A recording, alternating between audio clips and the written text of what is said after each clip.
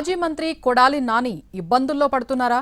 గత ప్రభుత్వంలో చేసిన అనుచిత వ్యాఖ్యలకు సంబంధించి ఇప్పుడు విచారణకు ప్రభుత్వం అనుమతినివ్వటం దేనికి సంకేతం? తాజా పరిణామాలు ఇప్పుడు పొలిటికల్ సర్కిల్లో హాట్ టాపిక్ అయ్యాయి.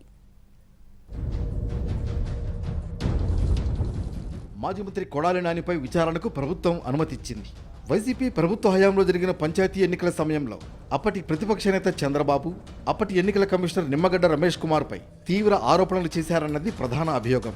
కొడాలి వ్యాఖ్యలు ఎన్నికల ప్రవర్తనా నియమావళి ఉల్లంఘన అని, ఆయనపై చర్యలు తీసుకోవాలని అప్పట్లో కృష్ణా జిల్లా ఎస్పీకి నివేదిక పంపింది ఈసీ.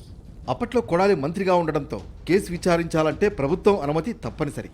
దీంతో ఈ అంశం పెండింగ్లో పడింది. తాజాగా కృష్ణా జిల్లా కలెక్టర్ పంపిన నివేదిక మేరకు విచారణకు అనుమతిచ్చారు హోంశాఖ ముఖ్య కార్యదర్శి కుమార్ విశ్వజిత్.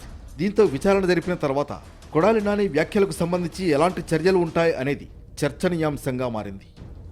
కూటమి ప్రభుత్వం అధికారంలోకి వచ్చిన తర్వాత 2 ఏళ్ల పాటు కొడాలి నాని సైలెంట్గా ఉన్నారు. ఇటీవల కాలంలో కొంత యాక్టివ్ అవుతున్నట్లు కనిపించింది. ఇలాంటి పరిస్థితుల్లో సడన్ గా నాని విషయంలో ప్రాసిక్యూషన్కు అనుమతి ఇవ్వడంతో తర్వాత ఏం జరగబోతోందన్న ఆసక్తి నెలకొంది. ఇప్పటికే లిక్కర్ కేసులో వైసీపీ నేతలు కొందరు అరెస్ట్ అయ్యారు. మరికొన్ని కేసుల్లో మరికొందరు అరెస్ట్ అయి బయటకొచ్చారు. తాజాగా మాజీ మంత్రి కొడాలి నానికి త్వరలో నోటీసులు ఇచ్చి విచారణకు పిలిచే అవకాశం ఉంది. ఇది ఎలాంటి టర్న్ తీసుకుంటుందన్నది చూడాలి.